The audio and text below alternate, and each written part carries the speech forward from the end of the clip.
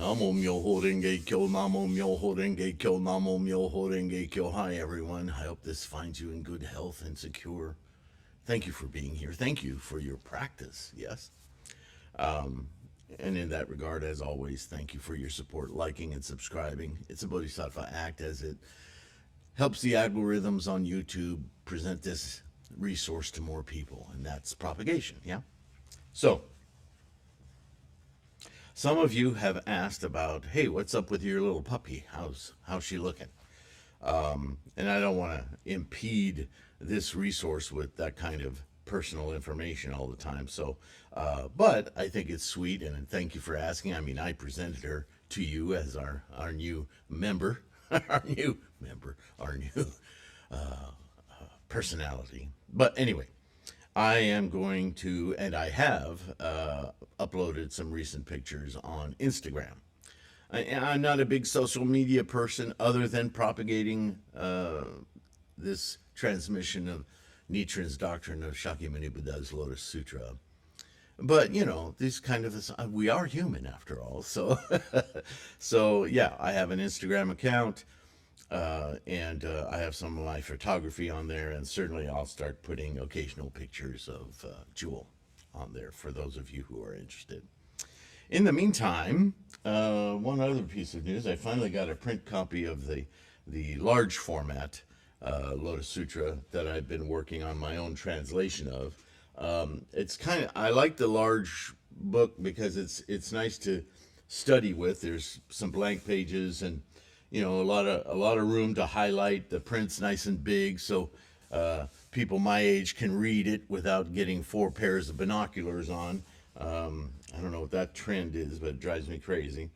Anyway, you heard me read from the foreword that I wrote for this book.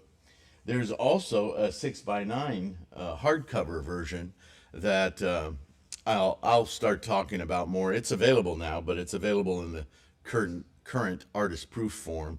I want to go through this book one more really good time, reading through this copy and finding little errors like I did in the forward. It wasn't much, but it's something, and I'd like to remove as many, whether they're typos or they're just redundancies in my own blah, blah, blah. You know, it comes out in my writing as well, so I want to catch as much of that as I can, and then I'll get a nice hard copy to keep here as reference.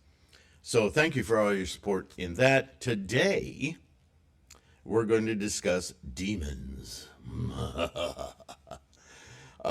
Demons come up in different ways throughout our reading of the Lotus Sutra and many, many sutras. I won't go through every single demon because that's a whole course in itself. But I have an entry here in the new Buddhism Reference book, Volume 2. Of course, now I've decided to just meld both Volume 1 and 2 together. If you're a patron, you've probably already gotten a PDF copy of the book as it is,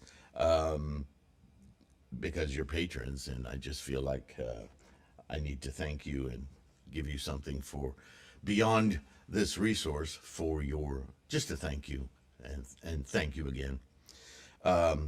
Links in the description, right?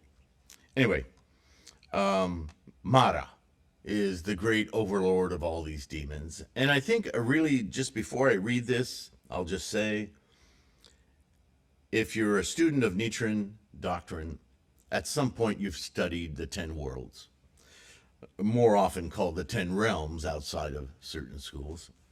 Part of the 3,000 realms that Ji or Tendai and Nichiren talk about quite a lot.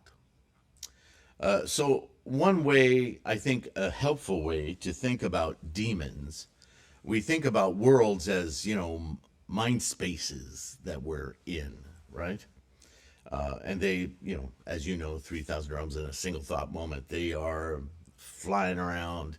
The ones that we seize upon have to do with our tendencies, our karma, right? And so you could think of the demons as the samsaric influences, those realms that are of the more related to the physicalness of being.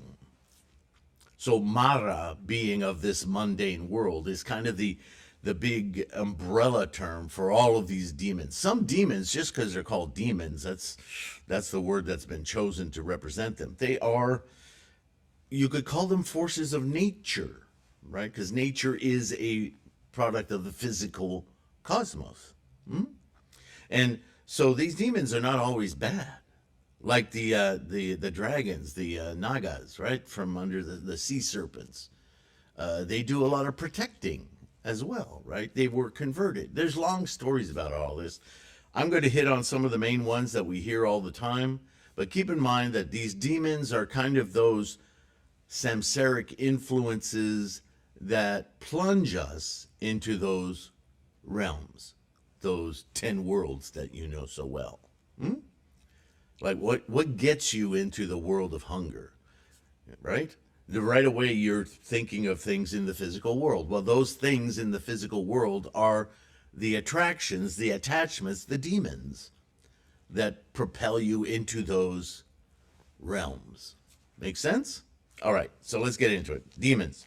By no means an exhaustive list, as I said. The following is a list of a few common demons associated with Mara, which is also described in this book, says see below, that are mental forces encumbering our efforts to awaken Buddha.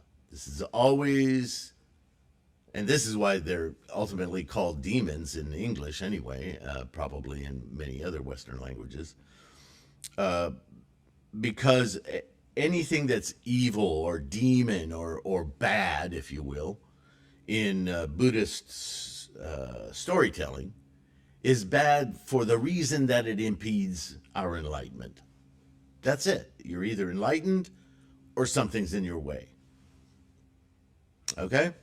Yaksas. We hear yaksas all the time. Yaksas, yakshasas, yakshini, or yaksi, some form of this word. The yakshas in Sanskrit, romanized yaksa, Pali yakha, are a broad class of nature spirits, usually benevolent, but sometimes mischievous or capricious, connected with water, fertility, trees, the forest, treasures, and wilderness. Not too specific, is it? So that weird state of attraction that enamors you, yeah, which, yeah, can lead you, can feel good, but often can lead you astray, yes? They appear in Hindu, in Jain, and Buddhist texts, as well as ancient and medieval era temples of South Asia and Southeast Asia as guardian deities. The feminine form of the word is yaksi or yakshini, and in Hindu, Jain, and Buddhist texts, the yaksas has a dual personality. This is a chronic aspect of Indian mythology, right? Like Shiva Shakti, the god that's male and female, has a male and female side, you know? Even if you study Kabbalah, you'll learn that Adam, quote unquote, Adam of the Judeo/Christian origins, was a double-sexed entity. It was split into a male and female to enter the Garden of Eden, and that's a whole other story, right? Christians don't talk about that much, but again, there's this duality of being, of humanness, of, right, samsara. On the one hand, a yaksa may be an inoffensive nature fairy associated with the woods and mountains, but there is also a darker version of the yaksha, which is a kind of a ghost, or bhuta, not da, bhuta, that haunts the wilderness and waylays and devours travelers, similar to the Rakshasas, which we'll talk about momentarily. The Rakshasas. In Hindu mythology, a type of demon or goblin, Rakshasas have the power to change their shape at will and appear as animals, as monsters, or in the case of the female demons, as beautiful women. Why, of course they would. Because it isn't the woman, is it, that we're talking about when we're talking about demons? It's not, she's just a female, right? But those attractions, those strange inner motivations that take hold of you, that's Rakshasas. Follow? And what realm you would end up in there, well, it's a combination of many, isn't it? They are most powerful in the evening. Why wouldn't they be? Particularly during the dark period of the new moon, but they are dispelled by the rising sun. This is the oldest folklore in the world, whatever country humans developed in, right? The nighttime's always scary, and the daytime gets rid of the shadows and a lot of the fears. Even remember the Egyptians, they worshiped the god Ra, the sun god, right? Praying that the sun would rise again as the sun god navigated the sun away over the horizon, and the next day would bring it back, right? So let me continue here. They especially detest sacrifices and prayer. Well, me too. Most powerful among them is their king, the 10-headed Ravana. Putana, interesting word, a female demon. This is history, folks. Is well known for her attempt to kill the infant Krishna by offering him milk from her poisoned breast. She was, however, sucked to but death by the god, whatever god. Not all Rakshasas are equally evil. Oh, thank goodness. Some are more akin to yakshas, or yaksas, nature spirits, while others are similar to asuras. Ooh, we'll talk about them. The traditional opponent of the gods. Now, what would an opponent of the gods be in Buddhism? Anything that prohibits you from practicing your enlightenment. It's a simple formula. The term Rakshasa, however, generally applies to those demons who haunt cemeteries, eat the flesh of men, women, and drink the milk of cows dry, as if by magic. Makes you think twice about using powdered milk, yeah? They are vigorously depicted in Rajasthani paintings, illustrating the Ramayana, romance of Rama. The canons of sculpture instruct the artist to carve them with a terrifying appearance, complete with fearful side tusks, ugly eyes, curling awkward brows, and carrying a variety of horrible weapons. Oh, reminds me of many women I know. Just kidding. Kumbandas, or Kumbanda Pari, is one of the group of dwarfish, misshapen spirits among the lesser deities of Buddhist mythology. Kumbanda was a dialectical form of gourd, so that they may get their name from being thought to resemble gourds in some way, in having big stomachs. But Kumbanda can also be interpreted as pot egg, since egg, anda, was a common euphemism for testicle. The Kumbandas were imagined having testicles as big as pots. Fertility plays a big role here in early civilizations, doesn't it? Yeah, we can all agree. The Kumbandas are... The terms Kumbanda and Yaksa are sometimes used for the same person. A Yaksa in these cases is a more general term, including a variety of lower deities. The Kumbandas are classed among the Chaturmaharajika deities and are subject to the great king Virudaka, guardian of the south. One of their chiefs is called Kumbira. According to the Da Zidu Lun, greedy officers are reborn as Kumandas. Well, why wouldn't they be? That old reincarnation trick. Pisachas or Pisakas are flesh-eating demons in dharmic religions. Appearing in Hindu and Buddhist mythologies, a Pisacha is a malevolent being that has often been referred to as the very manifestation of evil. I'm thinking addictions. Krityas, a class of evil beings, sorcerers, people like the drug dealer that would involve you, that would entice you to the pisakas, yeah? Putanas, oh, a delicious term. If you're Italian, I apologize, but we're talking about ancient Indian mythologies here. In Hinduism, putana, literally putrefaction, is a Rakshasi demoness who was killed by the infant god Krishna.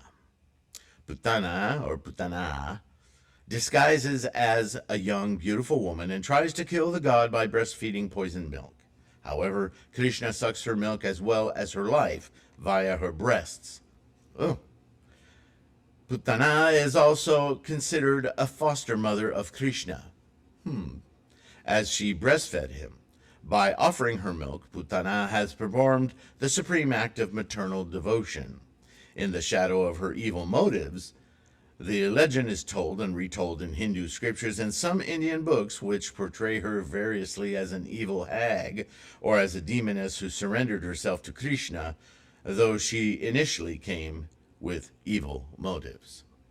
Putana is intrepid as an infantile disease or bird, symbolizing danger to an infant or disease respectively, and even as a symbolic bad mother. She is included in a group of malevolent Hindu mother goddesses called the Matrikas, and also in the group of yoginis and granihinis, Caesars, Caesars as in seizing. Ancient Indian medical texts prescribe her worship to protect children from diseases. A medical, wow. A group of multiple putanas is mentioned in ancient Indian texts. All right, enough on that. Vetalas, another one you'll read in a series, right? A Vetala or Vetada is a class of beings in Hindu mythology. They are usually defined as knowledgeable, fortune-telling, paranormal entities said to be dwelling at the carnal grounds. The Vetala or Vetada is comparable to the vampires of Western mythology. Reanimated corpses are used as vehicles by these spirits for movement. A Vetala may possess and leave a dead body at will. So, I don't think we need to go into the entire list of demons. I think you get the picture. As long as you remember that these are the natural Samsaric attractions, influences that plunges us into various realms of experience, of being, right? To be addicted. You first have to be attracted to addiction. And if you're attracted to addiction, that attraction comes from tendencies in your karmic stream. Yes? So the more we chant Namo Myoho Renge Kyo, the more we cleanse that stream, we take that tendency and we change it toward life-affirming, enlightenment-affirming tasks. Get addicted to Buddhahood, so to speak. Yes? All right. Next, we'll talk about Dengyo or Saicho. As a brief, oh, no, there's a pretty good, yeah, we'll talk about Dengyo. There's not a lot out there to discuss Dengyo. Probably most of what you'll find is what Nichiren says. So I have a pretty lengthy entry in here that should make for an interesting video in light of our Nichiren practice. Yeah. So thank you for listening. Thank you for being here. Please take care of your health so you can keep your practice strong. Don't forget all the links in the description to the website, to the bookstore, to the mandala store, so on and so forth. And patrons, of course, Patreon. Go see pictures of Jewel on Instagram if you like. Anyway, take care of your health, please. And I will see you in the next one. Indubitably. Bye for now.